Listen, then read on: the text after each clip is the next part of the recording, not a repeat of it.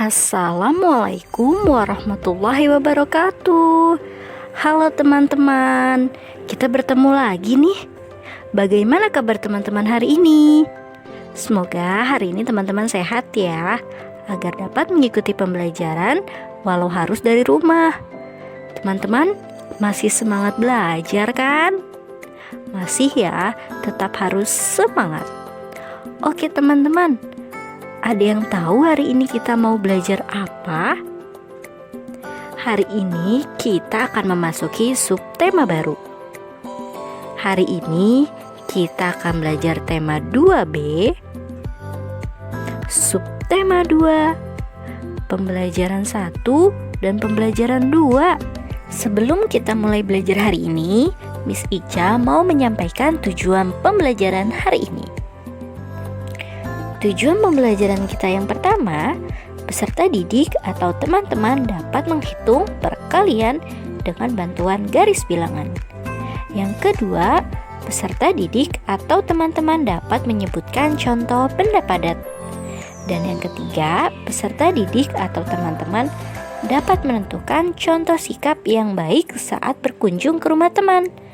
Agar tujuan pembelajaran ini tercapai, teman-teman harus menyimak video pembelajarannya dengan baik ya. Sudah siap? Kalau gitu, kita mulai pembelajaran kita hari ini. Kemarin teman-teman sudah belajar tentang benda padat. Apakah teman-teman masih ingat tentang apa itu benda padat?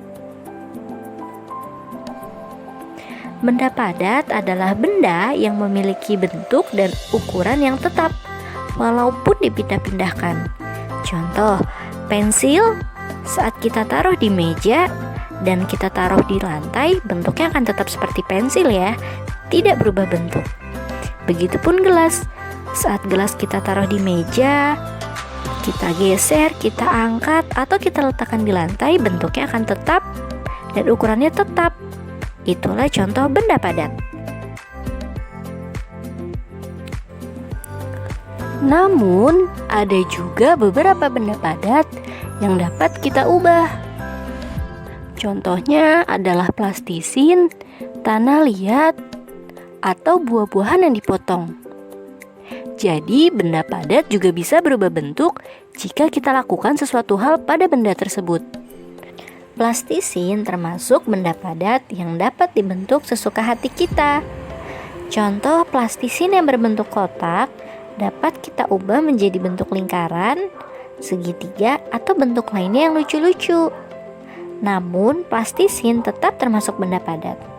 Sama seperti buah-buahan, seperti mangga atau apel, juga termasuk benda padat yang apabila kita potong dapat berubah bentuk. Contohnya mangga yang kita potong akan berukuran lebih kecil dan bentuknya akan berbeda. Jadi benda padat juga bisa berubah bentuk apabila kita melakukan sesuatu hal terhadap benda tersebut. Contohnya memotong, meraut, atau kertas yang kita remukan, kertas yang kita lipat-lipat juga dapat berubah bentuk. Namun benda tersebut tetap dikatakan benda padat.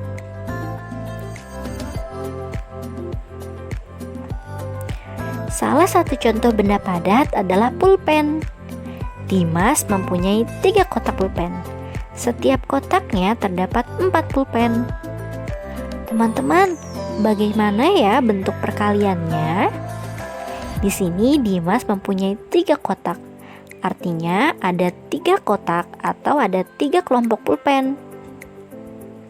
Kemudian setiap kotaknya terdapat 4 pulpen.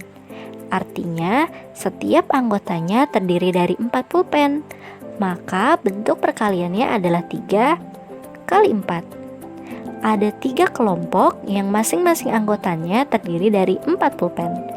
Lalu bagaimana ya dengan bentuk penjumlahannya?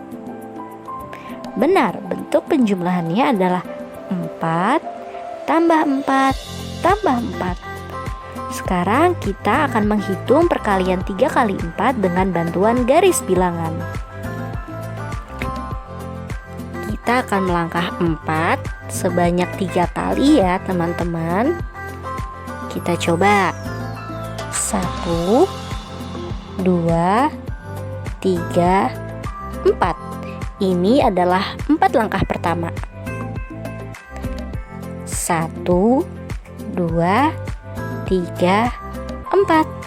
Ini adalah 4 langkah kedua. 1, 2, 3, 4. Dan ini adalah 4 langkah kita yang ketiga. Maka hasil perkalian dari 3 kali 4 adalah 12. Sampai sini apakah teman-teman paham? Kita coba soal lainnya agar teman-teman lebih paham ya. Miss Ica memiliki 2 tas belanja. Setiap tas belanja terdapat 5 apel. Bagaimana ya bentuk perkaliannya? Benar, 2 dikali 5. Ada 2 kelompok yang masing-masing anggotanya terdapat 5 apel. Maka bentuk penjumlahannya adalah 5 ditambah 5. Lalu bagaimana ya menghitung 2 kali 5 menggunakan garis bilangan?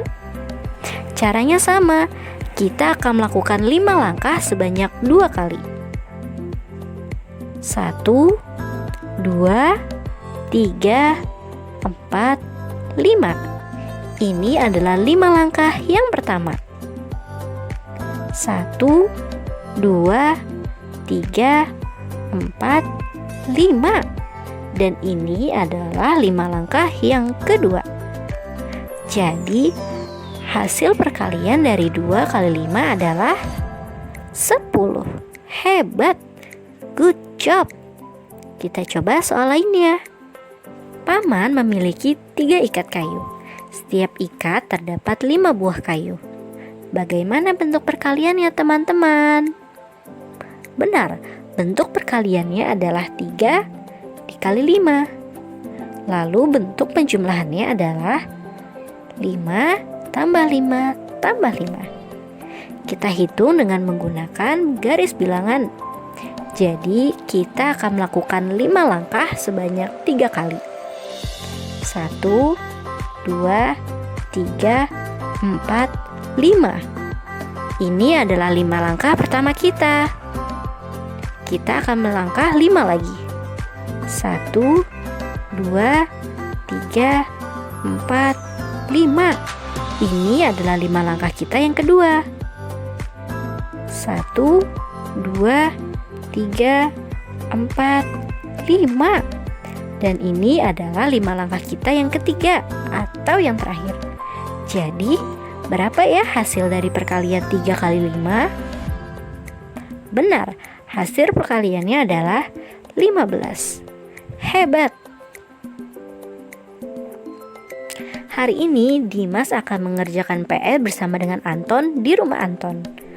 Saat kita berkunjung ke rumah teman, kita harus menghormati pemilik rumah ya. Apakah teman-teman tahu bagaimana sikap kita saat berkunjung ke rumah teman? Yang pertama, kita harus mengetuk pintu dan ucapkan salam sebelum masuk ke rumah teman. Jadi saat kita ke rumah teman, kita tidak asal masuk. Ucapkanlah salam. Yang kedua, berbicara sopan saat bertemu dengan orang tua teman kita. Kita harus salim. Berikutnya, jika ingin ke toilet, kita harus izin. Atau saat kita ingin menggunakan barang milik teman kita, kita juga harus izin. Kita tidak boleh masuk ke sembarangan ruang. Kita juga tidak boleh mengambil barang teman kita tanpa izin. Nanti teman kita nyariin. Berikutnya, membersihkan mainan jika sudah selesai main. Saat kita berkunjung ke rumah teman kita harus menjaga kebersihan, membuang sampah pada tempatnya.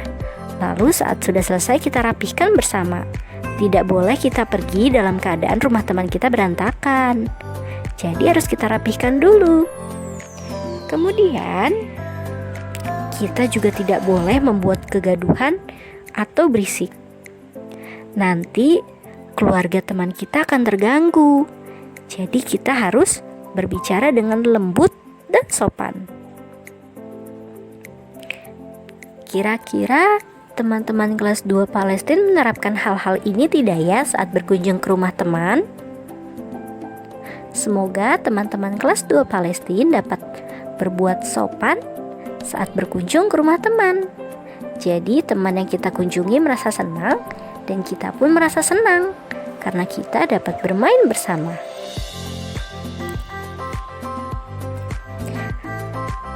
Alhamdulillah, kita sudah di akhir pembelajaran. Terima kasih karena teman-teman telah menyaksikan video pembelajaran sampai selesai. Semoga teman-teman dapat memahaminya ya. Miss Ica mohon maaf apabila ada kekurangan. Kita akan bertemu lain hari. Terima kasih. Wassalamualaikum warahmatullahi wabarakatuh.